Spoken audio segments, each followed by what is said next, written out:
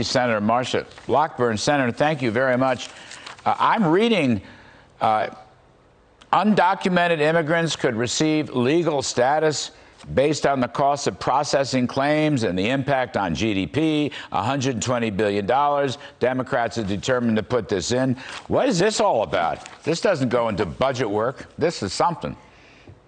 Larry, all of this to the Democrats is infrastructure. That is what they keep saying. And of course, we know that it is not. But what they're trying to convince the American people of is they started out with a $6 trillion wish list, and they have honed that wish list down now to $3.5 trillion of social programs and $1.2 trillion in infrastructure. So people should be elated and should be so pleased with them.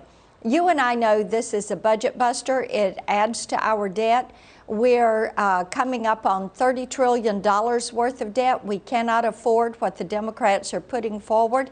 And as you said, amnesty for all, benefits for all, the Green New Deal, plussing up Medicare, money for unions, early child care, elder care. These are all things that, yes, they sound good on paper, but the issue is, how do you pay for this? Senator, are you hearing, I mean, I just saw this today. Maybe it's my bad. I should have picked it up. But putting illegal, undocumented immigrants, illegal immigrants, giving them some kind of, I don't know if it's not citizenship, some kind of legal visa. This is all new information. I hadn't heard this stuff before. I mean, I know there's some outrageous stuff in the infrastructure bill, Green New Deal and whatnot, but this is new. I mean, is this a serious problem? And won't the GOP and maybe some Democrats oppose it? We would hope that some Democrats will join us in opposing this. But the Democratic leadership, Pelosi, the president, Schumer, they have figured out they're going to lose the House and the Senate in 22.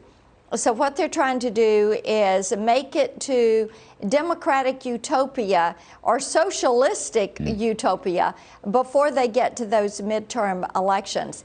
And Larry, one of the things they've wanted to do is give citizenship to all of these hundreds of thousands of people who are coming across the southern border, and put them into some form of legal status, get them onto voter rolls. We know what they are trying to do. And I'm talking to Tennesseans every single day who are saying to me, you know, I didn't vote for Bernie Sanders. I don't like this leftist tilt. I am very concerned that we are losing our freedoms. I'm not for this amount of spending, or for the Iran nuclear deal, or any of these other programs that they're doing, federalizing elections. And what they are trying to do is say, tell me what I can do so that I can help you stop some of this. You know, Senator, you were the one who said on the show that the issue of illegal immigration and open borders is not a border issue, it's a national issue. And I think you're absolutely right.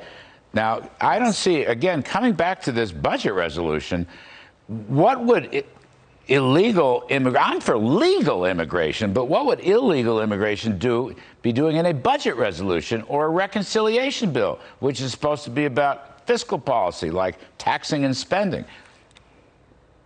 Well, I don't like to use the term reconciliation.